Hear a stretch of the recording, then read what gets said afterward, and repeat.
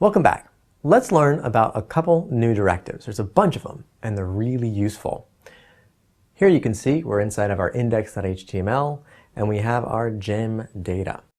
Let's add a new key and value to our gem called canPurchase. We'll set it to false because we can't purchase this gem.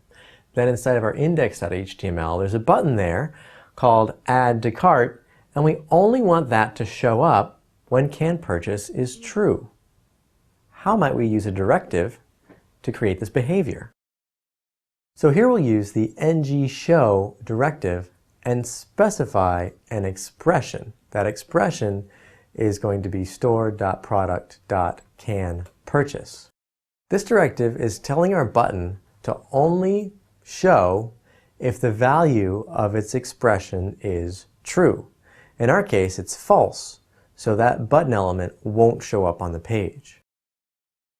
So here we are in our web page, and as you can see, there's no Add to Cart button.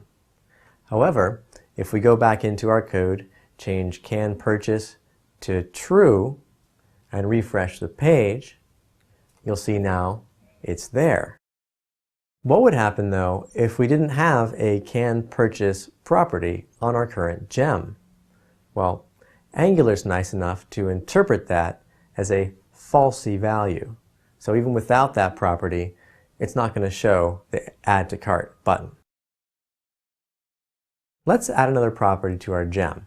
We'll call it sold out. And if sold out is true, we don't want to show the product on the page at all.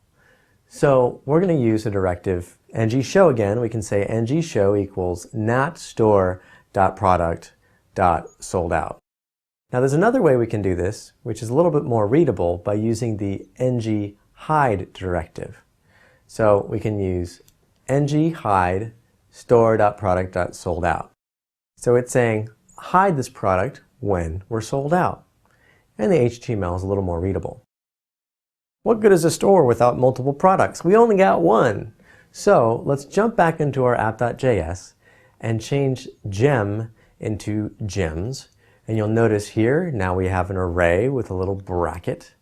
And now our products are equal to gems. Cool. But how are we going to display all these products inside of our index.html? Maybe a directive? If you think so, maybe you're right. Let's check it out. So back in our index.html, we can print out each of these products to the screen by accessing their array index, as you see here. But this is not very dynamic, just listing out each of the products using their array indexes. So let's use a directive to iterate through each of the items in the array. To do this, we'll use the ngRepeat directive. The ngRepeat directive takes a special Angular expression.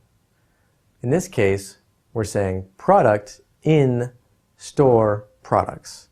Store products is the array we want to iterate through. Inside of this element, product refers to the current product, and we can print out all of its properties. And this will get repeated for as many products as we have. So now if we jump into our browser, we can see that it shows us all of the products. In this level, we learned about 4 core Angular concepts. We learned about directives, which are HTML annotations that trigger JavaScript behaviors. We learned about modules, which is where our application components live. We learned about controllers, which is where we add application behavior. And lastly, we learned about expressions, which is how we get values displayed onto our page.